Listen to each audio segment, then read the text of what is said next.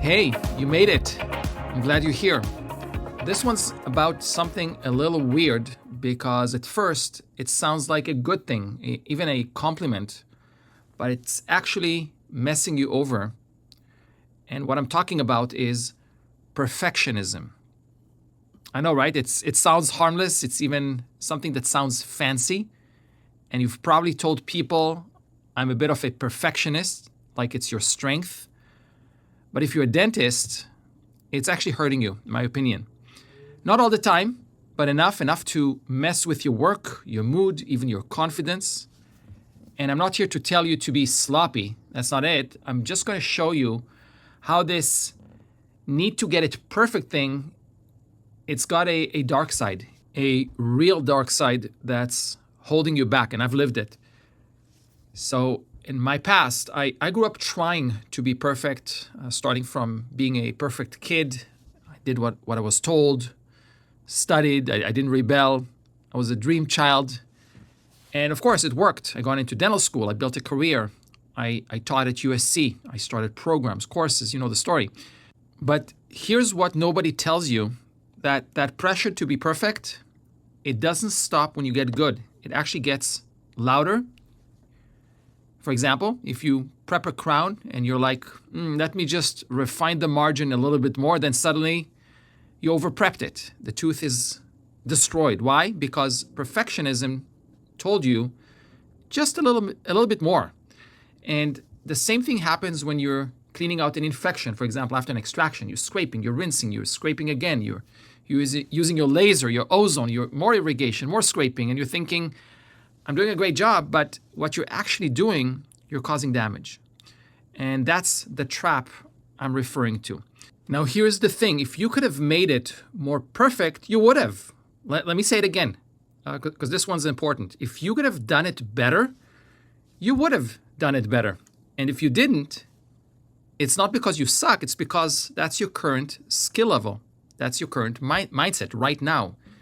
You'll get better, but today, that was your max. So yeah, perfectionism, it's kind of fake because it's this lie we tell ourselves that we can go past 100% performance when we can't. You can't go above 100%. So if you tell somebody, I'll give you 200%, well, that's a lie. You can't. You can only do 100% at the current skill level. So what is perfectionism?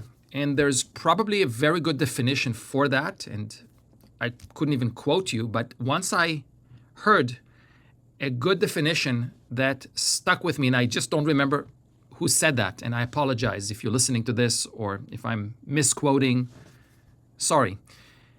I learned that perfectionism is trying to convince the world that you are someone or something you don't even believe you are, something you don't even believe about yourself. Perfectionism is trying to convince the world that you are someone or something that you don't even believe about yourself. And that kind of hit me because it's true. We're not chasing perfect because we think we are perfect. We're chasing it because deep down, we don't think we're enough. We don't think we're that great. And we're hoping that maybe the world will believe it for us. Okay, so that's a pretty profound definition of perfectionism. Now, let me be practical for a second. You can't give more than 100%. Like I said before, that's it. There's no 110%. There's no such thing as 200%. It's a nice phrase and it sounds catchy, but it's not real. What is real? What's real is that you can stretch what your 100% looks like. You can increase your capacity. You can sharpen skills. You can train your hands. You can increase your brain power. We know that we are using a very small percentage of our brain power. Just watch all the movies in Hollywood, including the one with Scarlett Johansson, where she takes some type of drug and she increases her brain power and she does crazy things. So within your 100%, you can become more. But in this moment, you're giving what you've got. And that's enough. That's enough. You're doing great things in dentistry. Now, let's go a little bit deeper. I know that social media made it worse. It celebrates perfectionism. Every case that you're seeing on the socials looks amazing. Every smile is glowing. Everyone's, at a yacht party wearing a perfect clothing, holding a drink like they don't have any worry in the world, no overhead or stress. But we know it's not true. We know it. We see these picture perfect dental cases and surgical cases, and still we scroll and we feel maybe a little bit jealous, maybe feeling down on ourselves. And then we get back to our practices and we think, why aren't my results like that? Why don't I have this type of life? So now perfectionism sits deep inside your head. And let's talk about a couple of examples. Did you ever obsess over your website, the shade of the blue button on your homepage, or the Instagram bio? Is it you doing this, or is it perfectionism? Because when you're trying to tweak those tiny, less than important things, you're not doing the real stuff. You're not fixing your systems. You're not calling your patients. You're not investing in your skills. You're not building your life, spending time with your family even. Perfectionism can suck up a lot of your energy, the type of energy you could have used to actually grow. Now, I'm not saying don't be excellent. I'm just saying be honest. If today you did 80% of your best, good, great even. If you think you could have done better, then go train, go learn, build a better version of you who can do things better. It's a way better use of your time. Perfectionism is a waste. It's kind of pointless, and it's also keeping you stuck. I taught at USC for 20 years, and when I started, I taught at the AGD. And I used to tell the patients over there, after they were treated by the residents, I was telling them things like perfect healing, perfect case. Everything was perfect. And one of the AGD residents at USC said, Ziv, you love that word too much. Maybe I did. Maybe I still do. But I don't mean actual perfect. I mean, perfect means, in my world, I'm happy with it. This is what I hoped for. So maybe we can change the word a little bit. Instead of aiming for perfect, let's aim for perfect enough. Okay? You can say it out loud if you want to. Perfect enough. Because when you try to chase something you can't reach, you end up anxious, you end up depressed, tired, you end up avoiding the hard stuff, you waste a bunch of time, and you avoid growth because it never feels good enough to start. And that's why I said at the beginning, perfectionism is going to hold you back.